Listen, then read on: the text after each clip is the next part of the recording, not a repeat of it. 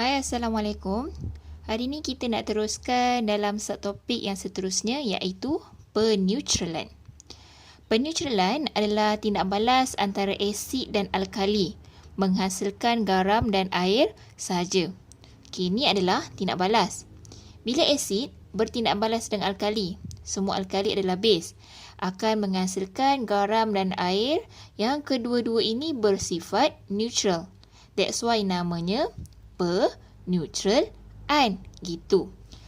Basically, proses peneutralan ni dia berlaku antara ion hidrogen daripada asid dan ion hidroksida daripada alkali menghasilkan molekul air. Jadi persamaan dia adalah ion hidrogen H+ bertindak balas dengan ion hidroksida OH- menghasilkan molekul air H2O. This one kita namakan dia sebagai persamaan ion.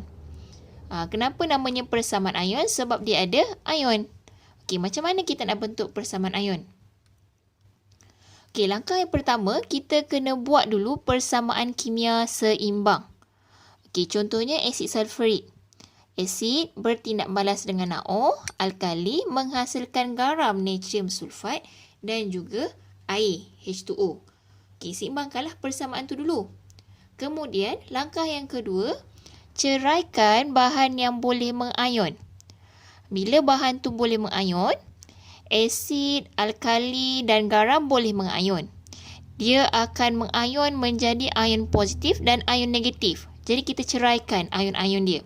Contohnya asid sulfurik, bila dia mengayon, dia akan menghasilkan 2 ion hidrogen dan 1 ion sulfat. Kenapa ada 2 kat sini? Sebab formula bagi asid sulfurik adalah H2. Ada 2 H. Jadi ada 2 ion hidrogen dan 1 ion sulfat. NaO pula bila dia mengayon, dia akan menghasilkan ion natrium dan ion hidroksida. Bila ada 2 dekat depan ni, maksudnya nisbah mol ni adalah untuk Na. 2 ni juga untuk OH-. Jadi ada 2 ion natrium dan 2 ion hidroksida. Garam natrium sulfat boleh mengayon menghasilkan 2 ion natrium. Kenapa ada 2 kat depan ion natrium? Sebab formula bagi natrium sulfat adalah Na2. 2 ni adalah for ion natrium. Jadi 2 ion natrium dan juga 1 ion sulfat. 2 bila nombor tu kecil, dia untuk ion dia untuk atom tu je. Bila nombor tu besar, dia adalah untuk keseluruhan dia. Air, dia tidak mengayon. So, tulis je lah dalam bentuk asal dia. Okey, kemudian langkah ketiga, mansuhkan ion yang sama. Mansuhkan tu maksudnya potong. Potonglah ion-ion yang sama. Belah kanan ada, belah kiri ada. Contohnya kat sini. Sini ada, belah kanan ada 1 ion sulfat. Belah kiri pun ada 1 ion sulfat. Kita boleh potong. Belah kanan ada 2 ion natrium. Belah kiri pun ada 2 ion natrium. Kita boleh potong. Okey, potonglah. Tada. Okey. Kemudian kita tulislah apa yang tinggal. Yang tinggal adalah 2 ion hidrogen dan 2 ion hidroksida dan 2 air. Nampak tak? Nisbah mol dia sama. So, kita boleh potong juga. Tada. Jadilah persamaan ion. Dah siap. Okey, aplikasi proses peneutralan dalam kehidupan seharian. Dalam bidang perubatan, bila seseorang tu ada gastrik, bermaksud ada lebihan asid hidroklorik dalam perut. Asid hidroklorik tu tujuan dia untuk membunuh bakteria dalam perut tu kan. Jadi bila ada lebihan, that's why orang tu rasa sakit, pedih. Jadi doktor akan bagi susu magnesia yang bersifat alkali untuk neutralkan asid dalam perut.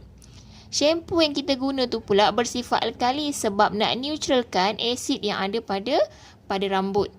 Ubat gigi yang kita berus gigi pagi-pagi dan malam tu mengandungi base. Base tu nak meneutralkan asid yang dihasilkan oleh bakteria dalam mulut.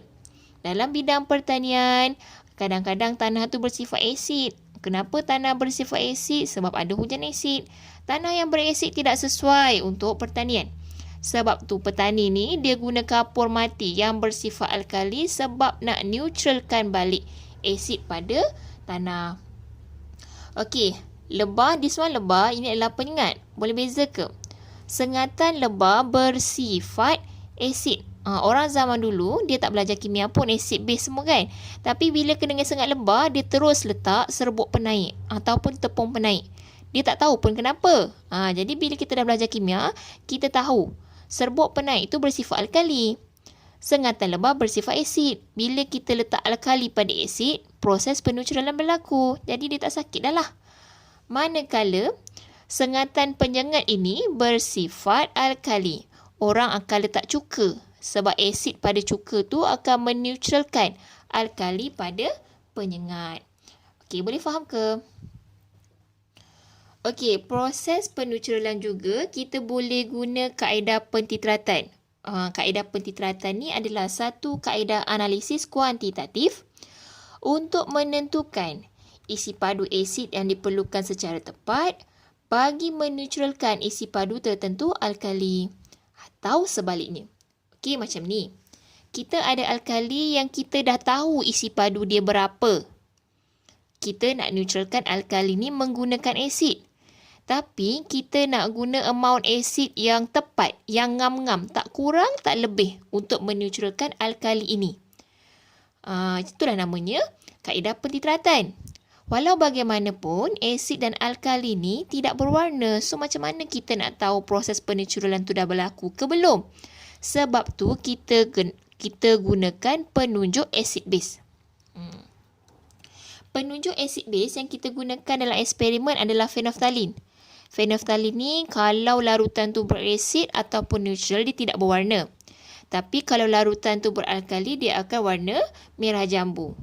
Metil jingga, merah dalam keadaan berasid, jingga dalam larutan neutral, kuning dalam keadaan beralkali. Dalam kes yang tadi, slide yang sebelum ni tadi, alkali, dia warna pink sebab kita guna phenolphthalein. Bila kita titratekan, in the end, lama-lama, larutan berwarna pink tu akan bertukar menjadi tidak berwarna. Bila dia bertukar menjadi tidak berwarna, kita namakan dia takat akhir. Takat akhir adalah takat apabila proses peneutralan berlaku dan penunjuk asid base bertukar warna. Jadi, bila dah tidak berwarna tu, kita kena stopkan proses pentitratan. Sebab apa? Sebab proses penetralan sudah berlaku. Okey, pengiraan dalam proses penetralan ni adalah rumusnya. Rumus ni wajib hafal sebab tidak diberi dalam exam. Formula dia adalah MAVA over MBVB equal to A over B. Okey, jangan pening dulu, buat bertenang, sabar, senang je. M besar ni stand for molarity. Molarity A stand for acid. Molarity of acid. V stand for volume. A for acid. Kepekatan bagi acid darab volume. Isi padu bagi acid. Bahagi dengan kepekatan bagi base darab dengan isi padu bagi base. Ataupun alkali lah. Equal to A over B. A over B. Gagap pula. A over B ni adalah nisbah mol. Nisbah mol ni kita boleh dapat dalam persamaan kimia yang seimbang. Okey, contoh je. Ni persamaan ni kan. Persamaan dah seimbang dah. Dalam persamaan ni, 2 nisbah 1, nisbah 1, nisbah 1. Betul tak? Kalau tak ada nombor kat depan tu, bermaksud 1 lah. Jadi, A dalam kes ini adalah 2. A adalah mol bagi asid. So, ni adalah asid. Nisbah mol dia adalah 2. B dalam kes ni adalah 1. Sebab tak ada nombor kan. Jadi, B adalah nisbah mol bagi alkali ataupun base. Okey, kita tengok contoh supaya lebih faham. Okey, dalam contoh ni, 20 cm padu larutan NaO 0.25 mol per dm padu dineutralkan dengan asid hidroklorik 0.2 mol per dm padu. Hitungkan isi padu asid.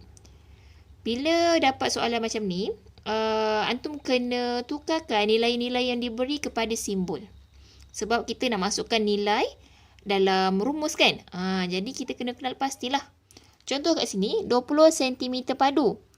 Kita tengok unit. Unit dia cm padu, bermaksud ini adalah isi padu. Volume. So, dia adalah V. V bagi NaO. Jadi VB. 0.25 mol per dm padu. Mol per dm padu adalah unit bagi kemolaran, molarity. So, dia adalah M besar. M besar bagi NaOH. Jadi, MB. 0.2 mol per dm padu. Unit dia adalah unit kemolaran. Jadi, dia adalah molarity M besar. M besar bagi HCl. Jadi, dia adalah MA. Hintukan isi padu asid. Isi padu adalah volume. Asid adalah A, VA. Langkah pertama, bila dah siap kenal pasti simbol-simbol itu, antum kena buat persamaan kimia yang seimbang. Sebab apa nak buat persamaan kimia yang seimbang? Sebab kita nak tahu nisbah mol. Jadi, ini adalah persamaan kimia yang seimbang. Dalam persamaan kimia ini, nisbah mol dia adalah 1, nisbah 1, nisbah 1, nisbah 1. A dia adalah 1, B dia adalah 1 sebab tak ada nombor kat depan kan. Kemudian, bila dah dapat semua tu, kita masukkan je nilai-nilai itu dalam rumus. Terus dapat VA equal to 25 cm padu. Okey dah, senang aja kan? Jangan lupa buat latihan. Assalamualaikum.